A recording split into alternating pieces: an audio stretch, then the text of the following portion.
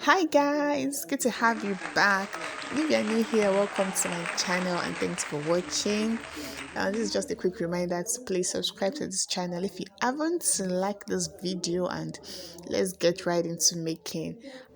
We are making a detachable flare skirt with a tulle or net, whichever it is you know it by, and different layers of other fabrics. So the first fabric we have here is our net, hard net, that which we usually put under clothes to make it really stand.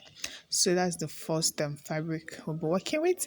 The second one is our bridal satin. I always love to work with bridal satin almost every now and then. And I think it's the shining one. I think there's a doll face and there's shiny. So here is the shining one I would normally use.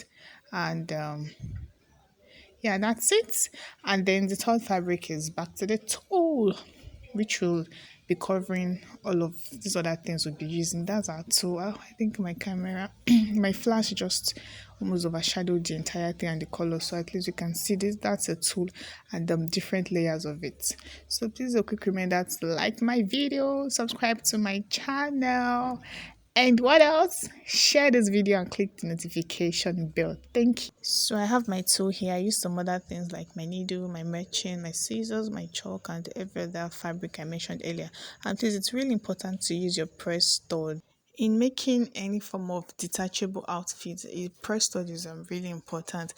You might not know it by the name really, so I would be making another video I'll upload sometimes later on what a press stud looks like. There are different types of its size. So I worked on my tool. I created a circle. I couldn't make a 360 out of it, so I just had to do with what I could. I'm sure we can make a circle from this. So I cut the upper part and that's the lower part. I cut it out. Then the circle, the skirt or the circle I cut, I made sure it was the full length of the detachable skirt I want. This was a 3/4 detachable skirt. So I went over to cut, I placed the bridal satin on it, I cut it out. Then for this hard net, it's going to be really strong and all of that. So we don't need it to be the same length with the full skirt so it doesn't keep popping out and all of that. So I made it a bit shorter, so you can see it was a bit shorter than the skirt. And here's my bridal satin, just a recap of what I cut it like. Here's my bridal satin, and this will be what I would be sewing directly under the toe. So it's really important for the bridal satin and the toe to be the same color, so it always blends and look like the exact thing. So what I have here is going to be the upper part of my skirt, which I'll be sewing to the skirt. I'm sure we know how to attach this to a skirt for the waistband. Okay, that's the waistband. And so I placed all the fabrics together. I have the hard net, which is right the last thing below. Then I have my bridal satin, as you can see. So that's the hard net. That's the bridal satin sitting right on top of it. That's my hard net. The bridal satin sitting right on top of it, and the net. So for the net, really we know it's really transparent and all of that, so we can sew as many layers as we can for the net. Like we can attach many layers, so you don't have to be one layer. You can attach from like 7 to 10 layers of it, so it really gets almost invisible at some point, so you don't get to see through it. So because you know it's a see-through net already. So I just the way I placed all my fabrics together, the hard net, the bridal satin, and all the layers of the net, I just placed all of them together. I held it down with a pin already, so I'll just place it on my waistband like so, and sew it through. So in cutting out the circles for the three fabrics, I made sure after cutting the circle it was the exact size of the waist. I think my waist was about 30 or thereabout, and the waistband as well. I cut the waistband leaving 1 inch by both sides of it for the sewing allowance and for making it really neat and proper. So I'll be placing it right on top of each other. I placed the waistband right below the fabrics, and I placed all the fabrics together. So I'll be leaving out 1 inch. You can see the 1 inch I left out is to for the sewing allowance and for proper finishing. So I'll just go over and sew it all through from one end to the other. Please, as a reminder to like this video, subscribe to my channel, and click the notification bell. Don't forget to share this video as well. Thank you, thank you. So we'll just be sewing it like so. Okay, that's it. We'll sew it through, and if there is any need, we can plait it as well or gather it. So better with pleating. I don't know how to do the full gathering. I think I need to get my gather foot, so it's always easier for me to gather. But right now I always just pleat when I need to gather, and most of the times I always get the result I want. I always get my I always achieve the result I really want to. So that's me just basically sewing it through right to the other end, while the band itself is just right below it. You can see I'm removing pins, so I already measured everything properly, and I fastened everything with a pin, so I won't end up just making some mistakes here and there, and everything will be even, really. So here's a quick reminder to subscribe, like, and share. Thank you. Yeah, now sewing my chingo. Okay, yeah, so that's me sewing basically, and I'm trying to finish up with pleating some excesses on the circle itself. For the waistband, I measured exactly the length of the waist and leaving 1 inch on both sides for the sewing allowance. So that was it. Then for this other one, since it was a bit excess, that's for the 3 different fabrics I cut out for the circle. Since it was in excess, I needed to pleat it. So that's just me sewing through it like so. So I'm done sewing it. Pardon the short view of my camera, but I really hope you get what's happening here. So after sewing, I sewed it by 1/2 inch actually, and then that's me trimming it off.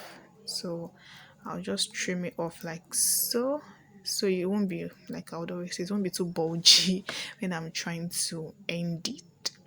So this is actually different style of attaching a waistband to a skirt. I'm sure I mentioned something about attaching a band to a sleeve in my other video, so you can just check it out. This one was the one that I was trying to avoid because I would have to do it twice, and for that previous video I wasn't ready to go through the stress. So you can see I saw the ones through already, and then I trimmed it off, and I'll fold it just like so. I'll fold my fabric the other way. I'll sew the edge of the 1 inch I left out. So I fasten with a pin to hold it together. Okay, placing it on. I'm going to the other end of it to do same to it. So that's the other end. Yeah, you can see the 1 inch is left on the band, so I'll just fold that like so. Fold it the other way around and fasten it with a pin as well, so it doesn't leave each other. You're meant to be together, don't go anywhere. All right, and I would go over to, yeah, just like my hand is really going there. I would be sewing the two sides together just like so. Okay, can you just go. All right, okay, that's me sewing it. The two ends I left for the sewing allowance, that was the 1 inch I left. So please subscribe, like, and share this video. Thank you.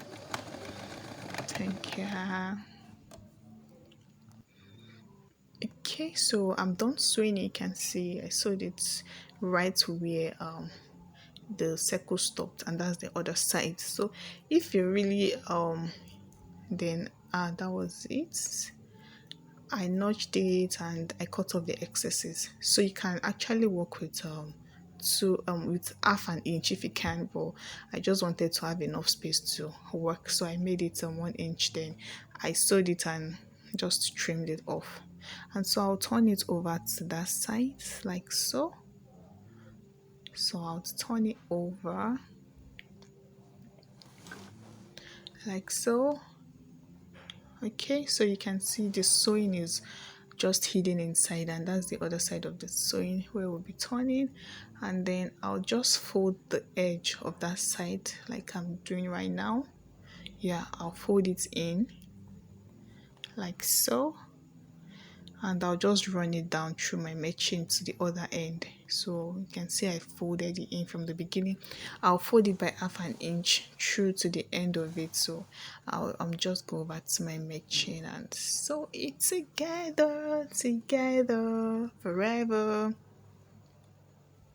Okay. Yeah, it was a little bit thick at that point, so I had to use my hand to hold it. Oh, that was me sewing it already, but I think the camera really went off. Okay, I adjusted it perfectly, and I'm sewing and sewing just right to the other end. So in attaching the waistband to this particular detachable skirt, you can see we sewed it twice on the waist area. But if you really don't want to do all of this, you can just fold the band and then just place it over the skirt and just sew it through once, the normal way it would do, or the way I did it in my other tutorial on the double layered sleeve I did. So that's it, just sew it through like so, sew it through like so.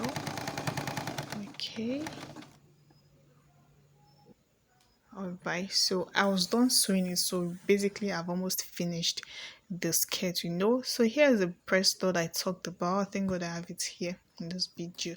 So here's the press stud, and I'm sure we are familiar with this and definitely know how to do it. So that was what I did with the press stud. I attached it at the waistband. Okay, two of it.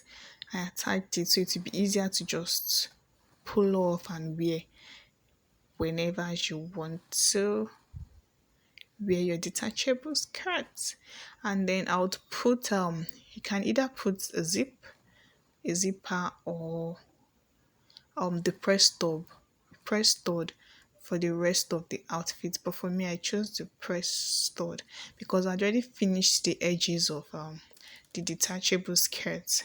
So there was no space really for me to attach a zipper, so I'll just put the press stud through it, so it's always easy to wear and just to pull off. You just drag the clothes aside and you've already pulled off the clothes. So that was me attaching the press stud to it. So here is an iron press stud, yeah, or steel, whatever material is made of. And there are other press stud as well. There are some that are rubber and all of that, so you can really make do with anyone you can lay your hands on. So far it's a press stud, it works for it. And as well, you can use your zipper. You can use a zipper. So I'm sure we saw the kind of circle I drew. So if your fabric is really big and wide enough to accommodate the 360 kind of circle, oh, that would be really good. I would have done that if my fabric could accommodate, but I just had to work with what my fabric could accommodate.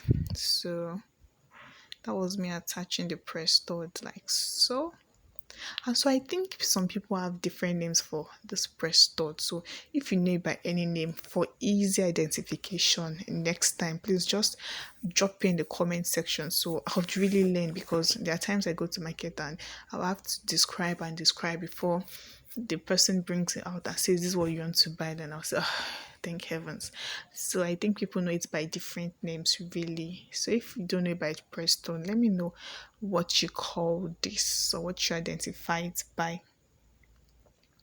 So here's a quick reminder to please like this video, subscribe to my channel, and click the notification bell, and don't forget to share as well. Oh, I can make a song out of this thing. I've said it like 1,000 times in this tutorial already.